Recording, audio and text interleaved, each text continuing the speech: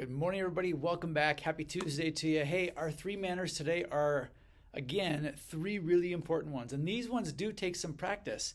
So the first one is all about your body language. And we want to make sure that our body language is being respectful, which means we're showing people that we care with our body language. That's one reason why we track the speaker in class. That's one reason why we ask you to make good eye contact when people are talking to you. Those are things that tell somebody that you're with them and that what they have to say is important to you or that it matters. So things that you might see kids do in your classroom is if they're getting talked to by the teacher, they may roll their eyes. They may, I call it kind of like deflating when they're like, things like that. Even that's disrespectful. We don't want to see that here at school. So we want to make sure that you're listening, you're engaged, you're doing it the right way, and showing respect with your body language. That's number 13. Number 14 is another one that kind of goes along with that. But we talked earlier when we were talking about say thank you for things that you're given. And I mentioned teachers giving you work in the classroom. So they've got stacks of things and they chose one of those things to give to you today. And I'm talking like stacks of like thousands of pages of things they go through and they give you one page. So to say thank you for that worksheet or that activity or whatever it may be, well, kind of follows the same thing, but when you're given work, again, we want to make sure that we're being respectful with our body language. So when you're given work, you want to make sure you tell them thank you, but then also don't show any disrespect because some kids don't always like getting work to do, right? We know that.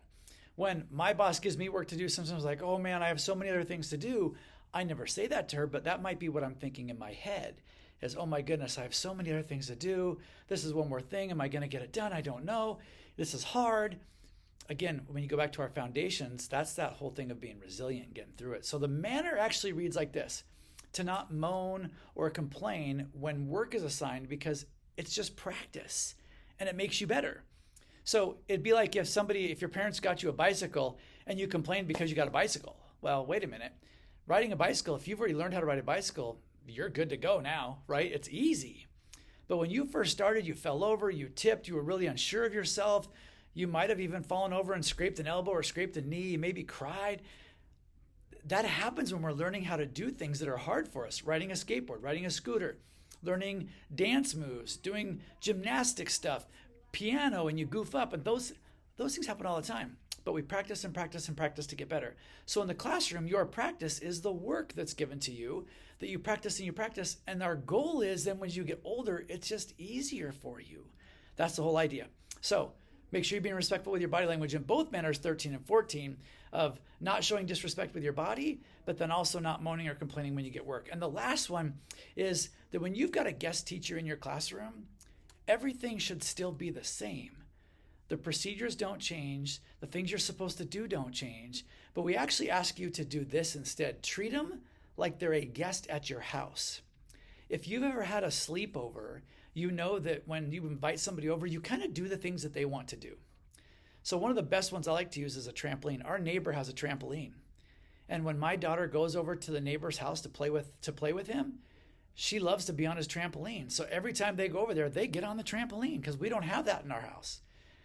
When he comes to our house, he likes to play the Xbox because he doesn't have an Xbox at his house. So those are things that you have to kind of give and take on. So when you get a guest teacher in your room, everything the guest teacher does is not going to be the exact same as your teacher, but you have to do the things that they ask you to do and do those things like you do with a friend at your house. But still, the same rules are still there.